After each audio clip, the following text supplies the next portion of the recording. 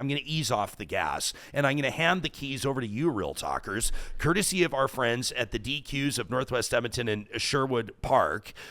We give you a chance to get your hot takes out into the world around you, where others can consider what you have to say. These are your hottest takes, as emailed to us, talk@ryanjesperson.com. It's the Flamethrower, presented by the DQs of Northwest Edmonton and Sherwood Park. G-Money's back, and he says, what was Jagmeet Singh going to do? Like, actually, outside Parliament Hill. Like, credit where it's due. He did pull off the tough guy act, but let's be real. For a federal political leader, strutting up in someone's face like a bouncer at a nightclub might not be the brightest move. For all we know, it was straight out of the WWE playbook. And whoever called him a corrupted bastard clearly has bigger biceps on Twitter than they do in real life. Me, I would have stood my ground and kept on using my good old freedom of speech. Last I checked, the Canadian Charter doesn't say you can't publicly criticize someone or throw in a spicy insult for that matter. But Jagmeet, he knew if he had done anything more than run his mouth, he'd be toast. And that's why this whole thing reeks of a setup. Ooh, let's face it, Jagmeet knows he's not exactly winning any toughest politician awards in the eyes of Canadians. And then to turn around and fundraise from it? Fake wrestling, says G-Money. I don't know. Actually, if you did put the federal political leaders in a ring and had them actually scrap it out, I think Jagmeet takes it, don't you? Wrestling is real. Yeah. We're going to hear from the WWE crowd next week. I can't wait to get into it. This one from RMC, who says NDP leader Jagmeet Singh confronts protesters after being heckled.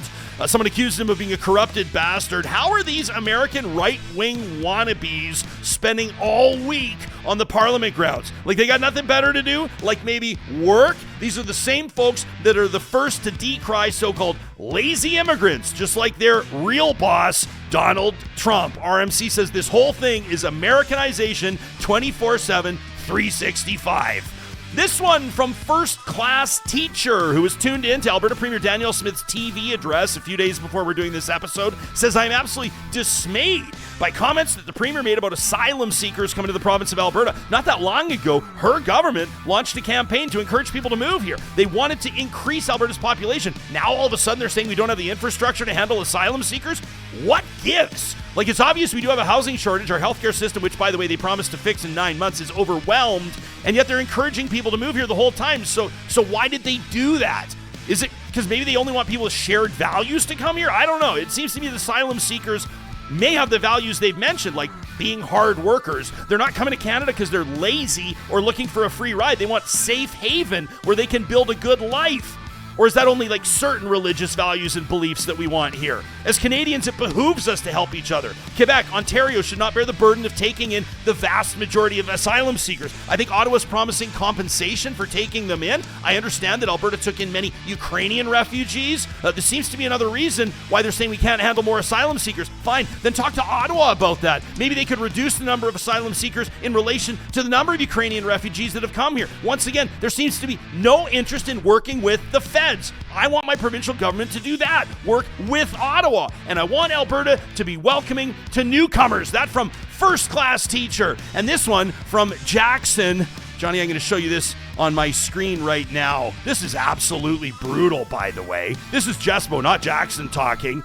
Right after the September 11th ceremony at the Edmonton Firefighters Memorial, some asshole with spray paint goes and basically defaces the entire thing. Are you kidding me? Jackson says to deface a firefighter's memorial, especially on September 11th, is an absolute disgrace. I mean, these are the men and women who ran into burning buildings, people who've sacrificed their lives to save others, including on one of the darkest days of our history in the city of New York. The audacity, the lack of respect for the fallen, for their families, for the survivors who carry the weight of days like September 11th is infuriating. It's not vandalism. It's a slap in the face to every act of courage and sacrifice. And those responsible should be ashamed, held accountable, and reminded of the gravity of their actions. Jackson, I agree with you 100%. Every once in a while, I'd like to come across something like that happening in action, happening in real time. And pull a Jagmeet. So I could call the police and deal with it responsibly. You can fire up your flamethrower 24/7, 365 like RMC and the others did by sending us an email to talk@ryanjesperson.com when you're visiting the DQs in Palisades, Namao, Newcastle, Westmount, Baseline Road to pick up a flamethrower or something else from their signature stack burger collection. You let them know that Real Talk sent you. Hey friends, to get serious for 2 seconds, I'm taking a few days to heal. We're going to honor my good buddy Laws. We're going into the back country. And we're going to come back whole, emotionally, spiritually, and otherwise. The next episode of Real Talk is Thursday, September 26th. I can't wait to see you then.